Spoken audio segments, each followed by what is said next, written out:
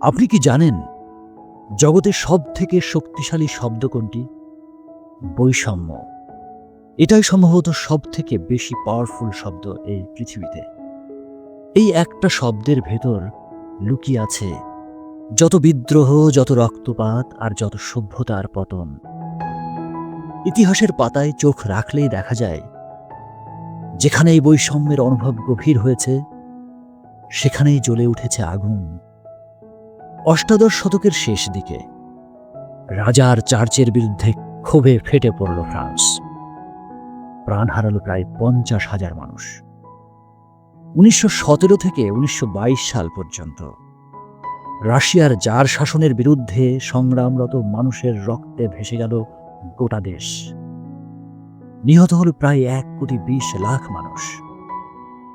চায়নার রাজপথ আর গ্রামগঞ্জে 1927 সাল থেকে টানা 22 বছর চলেছিল ইতিহাসের দীর্ঘতম বিপ্লব। প্রায় 3 কোটি মানুষের রক্ত বন্যা হয়েছে সেখানে। মেক্সিকোর বিদ্রোহে প্রাণ গেছে প্রায় 20 লাখ মানুষের। বলুন তো, ইতিহাস জুড়ে এত যে রক্ত, এর কারণ কি শুধু দারিদ্র্য, নাকি এর কারণ শুধু ক্ষুধা? না, এর মূল কারণ কিন্তু একটাই, বৈষম্য। না, আমি নিজেই ভুল বললাম। আসলে বৈষম্য নয়, বরং বৈষম্যের অনুভব কিংবা বঞ্চনা বোধের অনুভব। সমাজবিজ্ঞানে একে বলা হয় রিলেটিভ ডিপ্রাইভেশন থিওরি।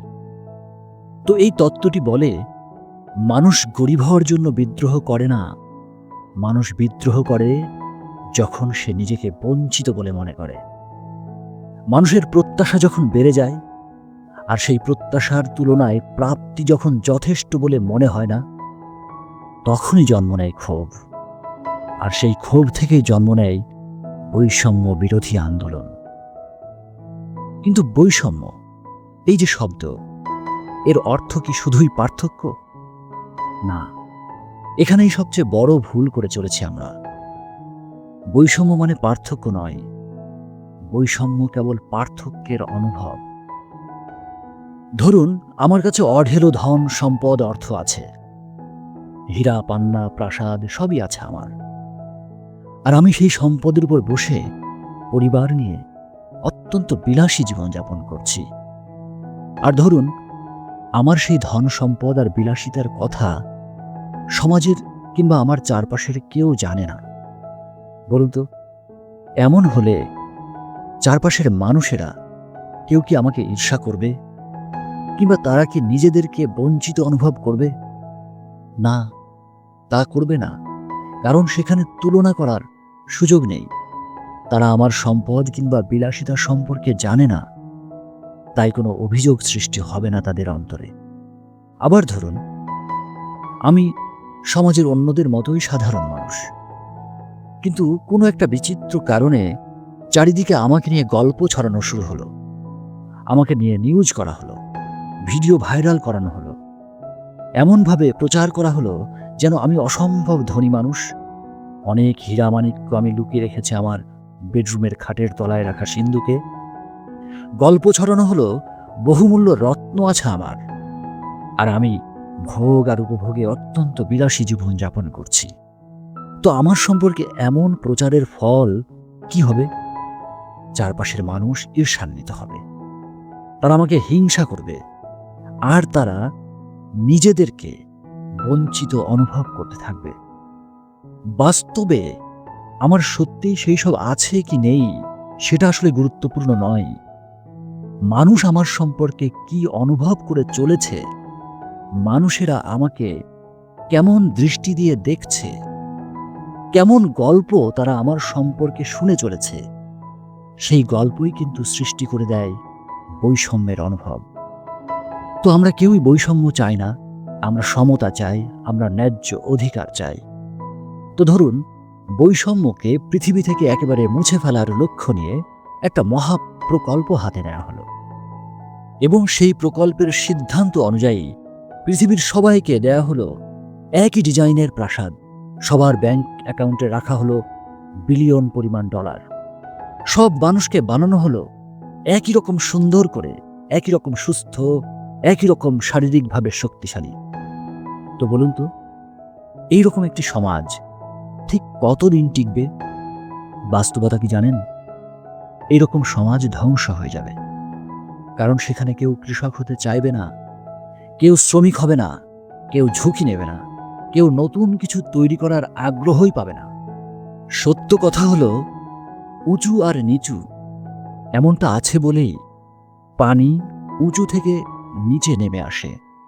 আর ঠিক তেমনি মানুষের জীবনে মানুষের সাথে মানুষের পার্থক্য আছে বলেই মানুষ কাজ করতে মোটিভেটেড থাকে। তাদের আছে আর আমার নেই, এই অনুভূতি মানুষকে আরও উদ্যমী করে, আরও সৃজনশীল করে, শক্তিশালী করে। এই অনুভূতির কারণেই আমরা সারাদিন ছুটে বেড়াই, পরিশ্রম করি, স্বপ্ন দেখি। আর সত্যি বলতে কি জানেন, এই অনুভূতির উপর দাঁড়িয়েই গড়ে উঠেছে সভ্যতা।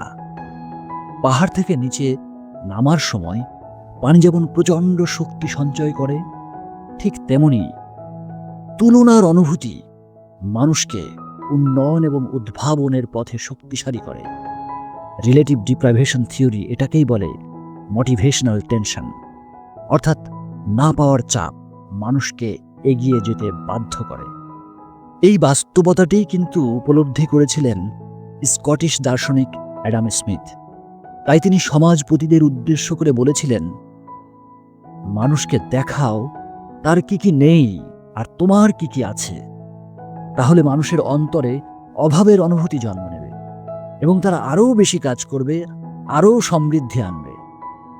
তিনি এমনকি বলেছিলেন, মানুষের অন্তরের অভাব বোধকে ইঞ্জিনিয়ারিং করো, তাদের লোভ বাড়িয়ে দাও, তাহলে তুমি দেখবে ঘোড়ার চেয়েও দ্রুত ছুটছে মানুষ। কথাটা নির্মম, কিন্তু এটাই ঐতিহাসিকভাবে সত্য। আজকের এই আলো ঝলমলো সভ্যতা শুধু সমতার উপর দাঁড়িয়ে নয়, বরং দাঁড়িয়ে রয়েছে তুলনার অনুভূতির উপর। পার্থক্য মানুষকে এগিয়ে দেয়, এগিয়ে নেয়, কিন্তু অপমান মানুষকে বিদ্রোহী করে তোলে। তাহলে মূল প্রশ্নটি হল, সমস্যাটি কোথায়? সমস্যা কিন্তু পার্থক্যে নয়।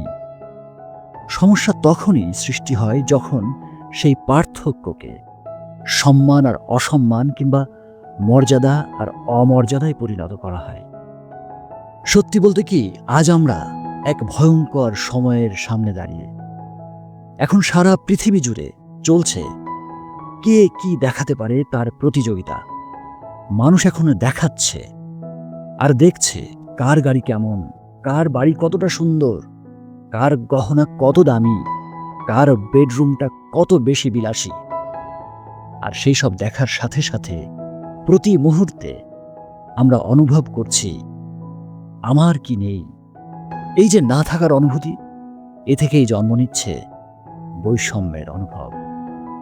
এই বঞ্চনার ঢেউ হয়তো খুব শিগগিরই বিশ্বজুড়ে আরও বড় বিদ্রোহের আগুন জ্বালাবে।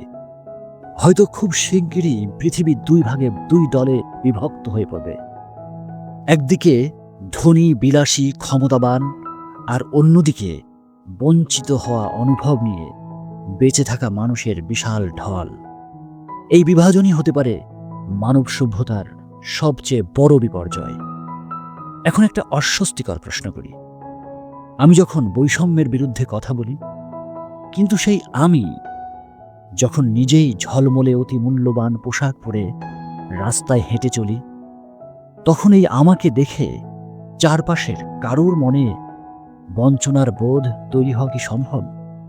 আমি যখন অত্যন্ত দামি ফ্ল্যাটে থাকি, ভালো খাবার খাই, আরামদায়ক বিছানায় ঘুমাই, আমি কি কখনো ভাবি আমার বাড়ির পাশেই কিংবা রাস্তার যে দারোয়ান, সে ছেলেটা কি খাবার খেতে পেরেছে?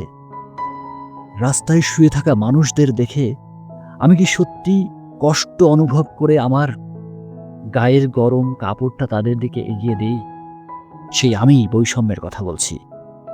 কিন্তু আমি কি নিজের অজান্তে আমার আচরণ, আমার কথা, আমার চলা, আমার পোশাক, আমার জীবনযাপন দিয়ে আরও বৈষম্যের বীজ বপন করছি না? বলুন তো, বৈষম্য বিরোধী আন্দোলন কার বিরুদ্ধে হওয়া উচিত?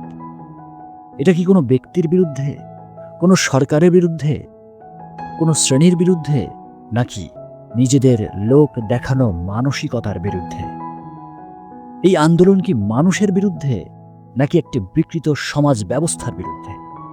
যদি আমরা চাই বৈষম্য বিরোধী আন্দোলনের সুফল শত শত বছর ধরে টিকে থাকুক, তাহলে আমাদের প্রশ্ন, নিজের সাথে নিজের প্রশ্ন, এই আন্দোলনের মূল লক্ষ্যটি কি হওয়া উচিত?